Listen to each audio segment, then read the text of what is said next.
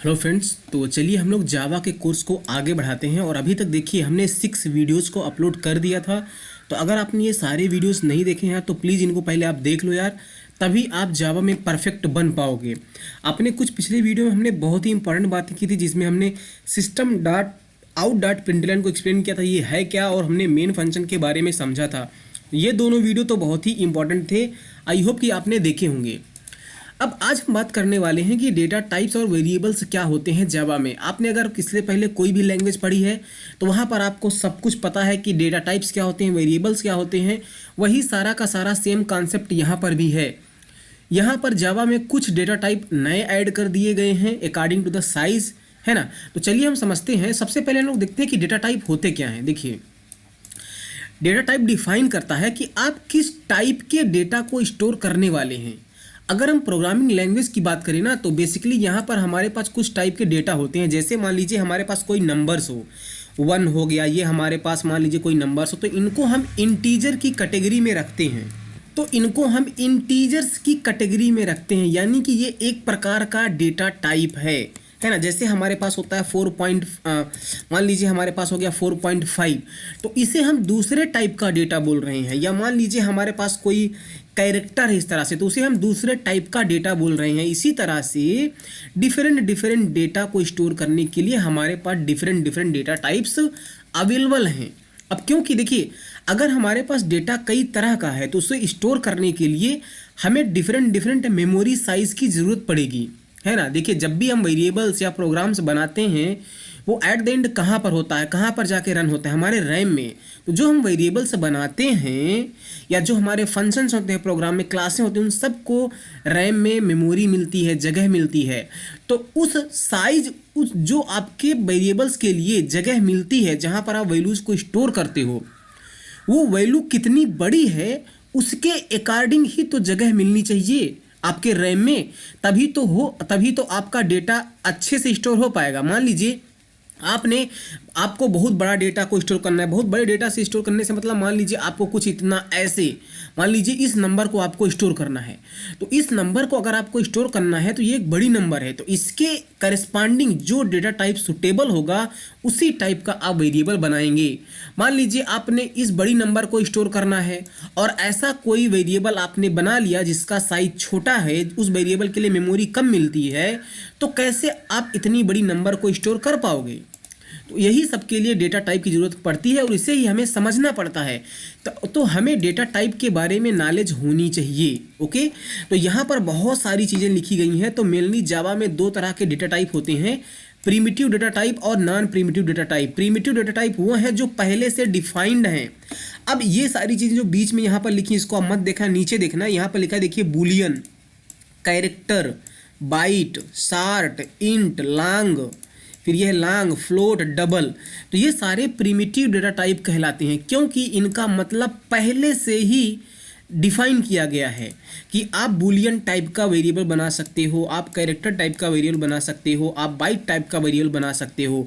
तो आप जिस भी टाइप के डेटा को स्टोर करने वाले हैं उसी टाइप का वेरिएबल आप बनाएंगे।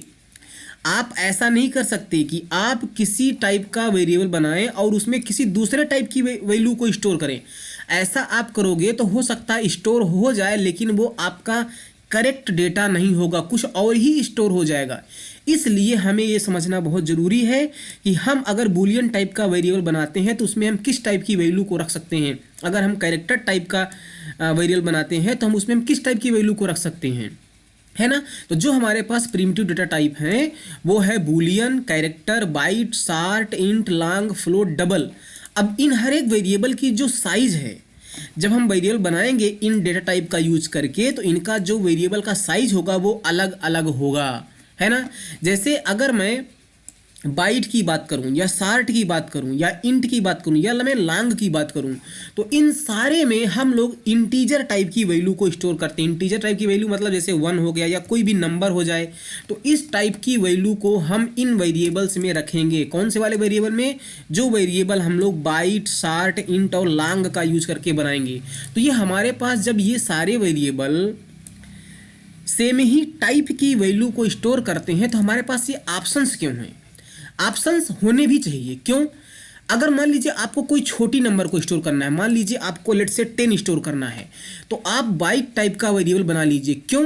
क्योंकि जो बाइट टाइप का वेरिएबल है उसको कम मेमोरी मिलती है, उसके लिए जो मेमोरी मतलब जगह रिजर्व होगी वो कम होगी, तो आप उसमें छोटी वैल्यू को स्टोर कर सकते हैं। मान लीजिए आपको कोई बड़ी वैल्यू इस तरह से स्टोर करना है, तो आप क्या करिए, इंट टाइप का वेरिएबल बना लीजिए, है ना। मान लीजिए इससे भी और ज़्यादा बड़ी आपको वैल्यू को स्टोर करना है, कुछ इस तरह से वैल्यू को स्टोर करना है, तो आप लॉन्ग टाइप का वेरिएबल बनाएंगे। अब आई होप कि आपको समझ में आ रहा होगा कितने सारे फॉर्मेट्स हमारे पास क्यों अवेलेबल हैं, और ऐसा होना भी चाहिए। मान लीजिए आपको बहुत छोटी नंबर को स्टोर करना है, तो आप लॉन्ग टाइप का वेरिएबल क्यों बनाएंगे? बिल्कुल आपको बनाना भी नहीं चाहिए, क्योंकि जब आप लॉन्ग टाइप का वेरिएबल बनाओगे तो उसके लिए बहुत ज़्यादा मेमोरी एलोकेट होगी, और आप वैल्यू कितनी बड़ी स्टोर कर रहे हो, छोटी सी, तो वो पूरी जगह है जो वेरिएबल के लिए एलोकेट हुई है वो नहीं ले पाएगा। तो इस समय आपका मेमोरी का वेस्ट हो रहा है, वो मेमोरी आपके प्रोग्राम के लिए है लेकिन आप पूरी यूज़ नहीं कर पा रहे हो, तो ये गलत बात है। इसीलिए आपको कुछ छोटे डेटा टाइप्स प्रोवाइड किए गए हैं जिनके लिए मेमोरी कम एलोकेट होती है। साइज के अकॉर्डिंग आप क्या करोगे, आप इन डेटा टाइप को यूज करोगे। तो जो बाइट होता है उसके लिए कम मेमोरी एलोकेट होती है, शार्ट का जो होता है बाइट से थोड़ा ज़्यादा होता है, इंट का शार्ट से भी ज़्यादा होता है, और लॉन्ग का इंट से भी ज़्यादा होता है। जो ये फ्लोट डेटा टाइप है या डबल डेटा टाइप है, इसमें हम रियल टाइप की वैल्यूज़ को यानी कि डेसिमल वाली वैल्यूज़ को स्टोर करते हैं। जैसे मान लीजिए आपने स्टोर किया 4.5, तो आप फ्लोट टाइप का वैल्यू बनाइए, उसमें 4.5 को स्टोर कर लीजिए। अब फ्लोट और डबल में भी अगेन वही मेमोरी का चक्कर आ जाता है कि फ्लोट के लिए कम मेमोरी रिजर्व होगी और डबल के लिए ज़्यादा मेमोरी रिजर्व होगी, है ना। तो अगर आपको ऐसा कोई डेसिमल वाला नंबर स्टोर करना है जो छोटा है, तो आप फ्लोट टाइप का वेरिएबल बनाएंगे। अदरवाइज अगर आपको बड़ी वैल्यू स्टोर करनी है तो आप डबल टाइप का वेरिएबल बनाएंगे। कैरेक्टर टाइप का जो डेटा टाइप है यहाँ पर, उसमें हम कैर टाइप की वैल्यू को स्टोर करते हैं। कैर टाइप की वैल्यू मतलब जिनको हम सिंगल कोट्स में लिखते हैं इस तरह से, मान लीजिए ये कैपिटल भी हो गया, है ना। आई होप कि आपने इससे पहले सी या C+ पढ़ी होगी, तो आपको पता होगा कि कैरेक्टर क्या होते हैं, कैरेक्टर वैल्यू क्या होती हैं। कोई भी एक सिंबल जिसको हम सिंगल कोट्स में रखते हैं उसे हम कैरेक्टर बोलते हैं। तो अगर आपको कोई इस तरह से कैरेक्टर को स्टोर करना है तो आप इस कैर टाइप का वेरिएबल बनाएंगे, है ना। एक होता है बूलियन, इसका यूज़ करके आप ना ट्रू या फॉल्स स्टोर कर सकते हैं, है ना। आपको बहुत बार ऐसा काम पड़ेगा कि आपको डिसीजन लेना पड़ेगा। मान लीजिए आपको देखना चाहते हैं कोई ट्रू है या फॉल्स है ना। जैसे मान लीजिए आपको ट्रू कहीं पर लिखना है, तो आप कैसे लिखोगे, वेरिएबल का यूज़ करके आप एक बूलियन टाइप का वेरिएबल बना लीजिए, और उस बूलियन टाइप के वेरिएबल में आप ट्रू स्टोर कर सकते हैं या तो आप फॉल्स स्टोर करिए, है ना। जैसे इंटीजर में आप 1 स्टोर कर सकते हो या कोई नंबर स्टोर कर सकते हो इस तरह से। उसी तरह से जब आप बूलियन टाइप का वेरिएबल बनाओगे तो उसमें ट्रू स्टोर करोगे या तो फॉल्स स्टोर करोगे। यही दोनों आप स्टोर कर सकते हो बूलियन वाले में, ट्रू या तो फॉल्स, इसके अलावा कुछ भी नहीं। ओके, फिर आता है दूसरे टाइप का डेटा टाइप जो होता है नॉन प्रिमिटिव डेटा टाइप। तो नॉन प्रिमिटिव डेटा टाइप वो होते हैं जिनको हम खुद बनाते हैं। तो जो ये वाले डेटा टाइप हैं बूलियन, कैर, बाइट, इन सब का मतलब पहले से डिफाइंड है, लेकिन हम चाहें तो अपना खुद का डेटा टाइप भी बना सकते हैं। और ऐसा करने के लिए या तो हमें क्लास बनाना पड़ता है या तो इंटरफेस बनाना पड़ता है, और भी कुछ चीज़ें होती हैं। ओके, तो आई होप कि आपको ये डेटा टाइप समझ में आया होगा, है ना। अब बात आती है कि अगर हमें डेटा टाइप समझ में आ गया तो हम वेरिएबल्स बनाएंगे। वेरिएबल बनाने के बाद उसमें हम लोग किस तरह से वैल्यू रखते हैं, है ना। तो अगर हमें वेरिएबल सब बनाना है तो वेरिएबल बनाने का भी कुछ रूल्स होता है। तो वो रूल्स क्या हैं जो वेरिएबल बनाने के लिए हमने यहाँ पर लिखा हुआ है। देखिए, पहला पॉइंट से है कि जो वेरिएबल का नाम हो सकता है उसमें आप कैपिटल ए से कैपिटल Z तक कोई भी अल्फ़ाबेट्स आप यूज़ कर सकते हैं। उसी तरह से स्मॉल केस में भी स्मॉल ए से स्मॉल Z तक, डिजिट हो सकते हैं 0 से 9 तक, एंड स्पेशल कैरेक्टर हो सकता है अंडरस्कोर एंड डॉलर का साइन। तो अगर आपने C लैंग्वेज पढ़ी है या C++ पढ़ी है तो वहाँ पर आप वेरिएबल के नाम में डॉलर का सिंबल नहीं यूज़ कर सकते थे, लेकिन जावा में आप डॉलर का सिंबल भी as a variable name use कर सकते हो, यानी कि आपके वेरिएबल नेम में डॉलर का सिंबल भी आ सकता है। ध्यान रहे कि जो ये आप डिजिट यूज करते हैं वेरिएबल के नेम में, तो डिजिट सबसे पहले नहीं आना चाहिए। जैसे मान लीजिए आपने कोई वेरिएबल का नाम लिखा, लेट्स से वेरिएबल का नाम रखा ABC45, तो क्या ये वेरिएबल का नाम सही है? बिल्कुल सही है, क्योंकि इसमें लोअर केस में कैरेक्टर हैं और डिजिट हैं। क्या अभी ये हमारा वेरिएबल का नेम सही है? बिल्कुल सही है, क्योंकि हमारे वेरिएबल के नेम में डॉलर सिंबल आ सकता है। क्या अभी मैं लगा देता हूं अंडरस्कोर, क्या ये बिल्कुल हमारा वेरिएबल का नाम सही है? बिल्कुल सही है, क्योंकि हम अंडरस्कोर को भी अपने वेरिएबल नेम में यूज कर सकते हैं। इससे पहले मैं एक और डॉलर सिंबल लगा दूं, क्या ये हमारा वेरिएबल का नेम सही है? हाँ सही है, क्योंकि हम डॉलर को भी अपने वेरिएबल नेम में यूज कर सकते हैं। लेकिन अगर इसके पहले मान लीजिए मैं इसको हटा के यहाँ पर 5 लिख दूं या 6 लिख दूं, तो ये वेरिएबल का नेम हम लोग यूज नहीं कर सकते। यानी कि वेरिएबल का नेम जब भी हम बना रहे हैं तो जो डिजिट हैं वो शुरू में नहीं आने चाहिए, उसके बाद में आ जाएं। तो जब भी आप वेरिएबल नेम बनाएं तो शुरू में डिजिट को ना रखें, इतना याद रखें, है ना। तो ये हमारा एक वेरिएबल है। दूसरा इंपॉर्टेंट बात यहाँ पर आप समझने वाली बात है कि जब वेरिएबल बना रहे हैं तो आप यहाँ पर स्पेस नहीं दे सकते कि आप क्या करें ABC $C स्पेस 45, नहीं, ये वेरिएबल का नेम गलत है। हाँ, आप यहाँ पर स्पेस जहाँ पर अंडरस्कोर यूज कर सकते हो, ये बिल्कुल परफेक्ट वेरिएबल का नाम सही है। लेकिन आप चाहें तो आप बीच में स्पेस कर दें तो नहीं, ऐसा आप नहीं कर सकते, ये गलत होगा। ओके, तो वही हमने कुछ यहाँ पर और भी पॉइंट्स लिखे हैं। क्या है? The first character must be a letter, है ना। कह रहा है कि पहला कैरेक्टर लेटर ही होना चाहिए, यानी कि कैपिटल ए से कैपिटल जेड, स्मॉल ए से स्मॉल जेड, या तो डॉलर का सिंबल हो सकता है या तो अंडरस्कोर हो सकता है। ओके, फिर क्या है? Blank space can not be used in variable name, तो वेरिएबल नेम में आप बीच में कहीं भी ब्लैंक स्पेस नहीं यूज कर सकते। और इंपॉर्टेंट बात यहाँ पर लिखी है कि Java keywords can not be used as variable name. हाँ, क्या कह रहा है कि जिन चीज़ों का मतलब पहले से डिफाइंड है आप उसको वेरिएबल नेम यूज ना करो। मान लीजिए आपको एक इंटीजर टाइप का वेरिएबल बनाना है, तो क्या आप वेरिएबल का नाम इंट रख सकते हो? नहीं रख सकते। क्यों? क्योंकि इस इंट शब्द का मतलब कंपाइलर को पहले से पता है, यहाँ पर ये प्री डिफाइंड है ना। तो आप कभी भी प्री डिफाइंड चीज़ों को as a variable name use नहीं कर सकते, उन्हें हम बोलते हैं कीवर्ड्स। ओके, और क्या लिखा है? Variable names are case sensitive. हाँ, ये इंपॉर्टेंट बात है। जैसे मान लीजिए आपने कोई वेरिएबल का नाम लिखा $BC, ये आपने वेरिएबल का नाम लिखा। अब आप जब दोबारा इस वेरिएबल को आप यूज कर रहे हो तो आप सोचो कि मैं यूज करूं कैपिटल $BC, तो ये गलत होगा। ये यहाँ पर क्या होगा? गलत होगा। वेरिएबल का नाम केस सेंसिटिव है, तो जब आप स्मॉल ए की जगह पर कैपिटल ए यूज कर लोगे तो ये गलत हो जाएगा। इसको कंपाइलर नहीं पहचान पाएगा, हमारा जावा इसको नहीं समझ पाएगा। ओके, तो आई होप आपको ये सारी चीज़ें समझ में आएंगी कि वेरिएबल्स क्या होते हैं, डेटा टाइप्स क्या होते हैं, है ना। चलिए हम लोग एक छोटा सा प्रोग्राम बना लेते हैं। यहाँ पर देखिए हमारे पास एक example.java नाम से हमारे पास फाइल है।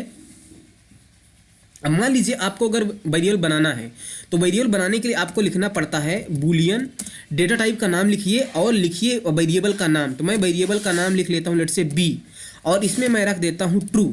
तो इस तरह से हमने एक वेरिएबल बना लिया जो कि बूलियन टाइप का है। अब बूलियन टाइप का वेरिएबल जब बनाएंगे तो उसे हम बोलेंगे ट्रू या तो फॉल्स, है ना। बूलियन के बाद हम लोग चलिए और भी टाइप के वेरिएबल बना लेते हैं। जैसे यहाँ पर कैर है, बाइट है, शार्ट, इंट, लॉन्ग है ना। तो मैं कैर टाइप का एक वेरिएबल बना लेता हूँ और इसमें मैं लेट्स से ये रख लेता हूँ। फिर मैं सार टाइप का वेरिएबल बना लेता हूँ, short S equal to let's say इसमें हमने 10 रख दिया, है ना। और क्या क्या है? बुलियन है, कैर है, शार्ट, इंट, लॉन्ग, बाइट है। बाइट हमने बना लिया BY नाम से, इसमें लेट्स से हमने लेट्स से 20 रख दिया, है ना। शार्ट वाले में कुछ बड़ी वैल्यू कर लेते हैं, लेट्स से हमने 100 कर दिया, है ना। शार्ट के बाद क्या आएगा? देखिए यहाँ पर शार्ट के बाद है इंट, लॉन्ग, फ्लोट, डबल।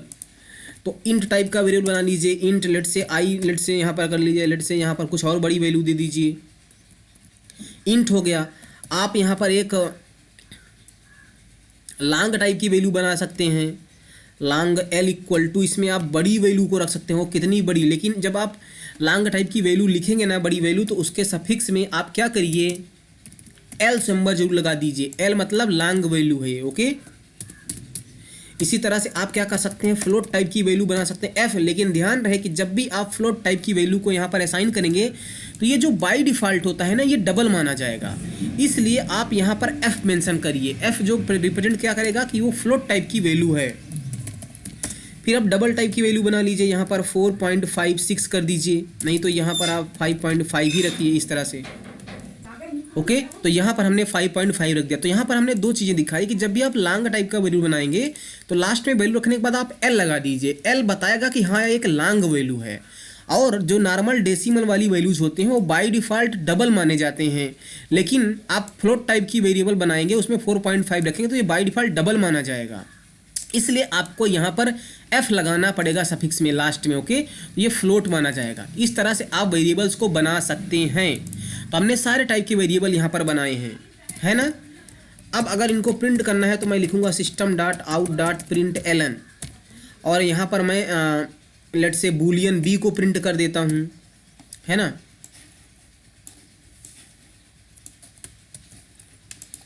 और मैं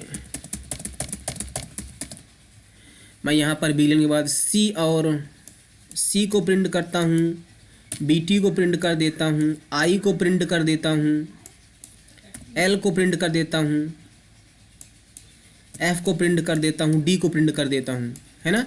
तो यहाँ पर हमने सारे वेरिएबल्स बनाए, उनको हमने क्या किया, प्रिंट भी कर दिया। अब हम यहीं पर अपना CMD ओपन कर लेते हैं और CMD ओपन करने के बाद सिंपली हम इसे कंपाइल करेंगे। जावा सी लिखेंगे example.java। कोई एरर होगी तो हमें यहाँ पर एरर दिखाएगा, एरर नहीं है तो हमारा ये जावा फाइल कंपाइल होकर डॉट क्लास फाइल बन गई। अब रन करने के लिए सिंपली हम लोग क्या करेंगे, एग्जाम क्लास का नाम लिखते हैं, जावा लिखेंगे और क्लास का नाम और यहाँ से रन कर देंगे। तो देखिए यहाँ पर ट्रू प्रिंट हो गया है, जो भी वैल्यू हमने असाइन की थी यहाँ पर आप देख सकते हैं। यहाँ पर देखिए ट्रू प्रिंट है क्योंकि बी में हमने ट्रू रखा था, फिर ए प्रिंट है, 20 100 प्रिंट है ना। एस को हमने शायद प्रिंट नहीं किया इसलिए एस प्रिंट नहीं हुआ है, एस की वैल्यू जो 100 थी। फिर ये प्रिंट है, ये प्रिंट है 4.5, यहाँ पर सब कुछ यहाँ पर हमारा प्रिंट है। ट्रू 2 बार प्रिंट हो गया है, इसका मतलब हमने बी को 2 बार प्रिंट कर दिया है। यहाँ पर चलिए हम एस को प्रिंट कर देते हैं तो हमारा 100 भी प्रिंट हो जाएगा। तो जब भी आप मॉडिफाई करेंगे प्रोग्राम को तो पहले आपको कंपाइल करना पड़ेगा और कंपाइल के बाद आप रन करेंगे। देखिए तो यहाँ पर 100 भी प्रिंट हो गया है। तो इस तरह से आप वेरिएबल्स बनाएंगे और उनकी वैल्यू को आप यूटिलाइज करेंगे। अब देखिए जो वेरिएबल्स होते हैं जो हम बनाते हैं ना, वेरिएबल 3 तरह से हम लोग बना सकते हैं। वेरिएबल्स को हम बना सकते हैं लोकल वेरिएबल। जो लोकल वेरिएबल से मतलब हमारा यहाँ पर है कि जो ये मेन फंक्शन है तो इन वेरिएबल को हमने मेन फंक्शन के अंदर बनाया है, तो इनको हम बोलेंगे लोकल वेरिएबल। क्या बोलेंगे, लोकल वेरिएबल बोलेंगे इनको हम लोकल वेरिएबल बोलेंगे। तो जब भी हम किसी फंक्शन के अंदर वेरिएबल बनाएंगे तो उन्हें हम बोलेंगे लोकल वेरिएबल। 2 वेरिएबल और होते हैं, instance variable and static variable, जिनको हम अपने आगे कभी समझेंगे आगे। ओके, तो आई होप कि आपको ये बेसिक लेक्चर समझ में आया होगा कि वेरिएबल्स क्या होते हैं, डेटा टाइप्स क्या होते हैं। हालांकि यूजुअली मैं प्रीफर करता हूँ, अक्सर मैं स्टूडेंट को बोलता हूँ कि वो जावा पढ़ने से पहले सी या सी प्लस प्लस पढ़ लें।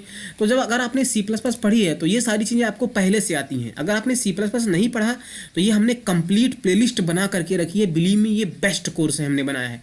यहाँ पर आप आइए व्यू फुल प्लेलिस्ट में और यहाँ से आप सारी चीज़ें सीखिए। यहाँ पर भी आप आएंगे, देखिए डेटा टाइप्स क्या होते हैं, वेरिएबल्स क्या होते हैं। वेरिएबल्स को हमने बहुत अच्छे से समझाया था, है ना। कीवर्ड्स, ऑपरेटर्स, तो जो ये कॉन्सेप्ट हैं variables, keywords, operators, operator precedence या डिफरेंट टाइप के ऑपरेटर्स जो हमने पढ़े थे, है ना।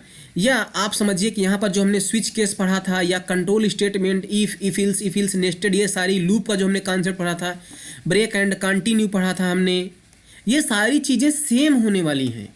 तो इसीलिए आई होप कि आपने सी लैंग्वेज पढ़ी होगी। नहीं भी पढ़ी है तो कोई बात नहीं, मैं सारी चीज़ें पढ़ाने वाला हूँ। तो आई होप कि आपको ये समझ में आया होगा कि डेटा टाइप्स और वेरिएबल्स का कॉन्सेप्ट क्या होता है। Okay, so thank you.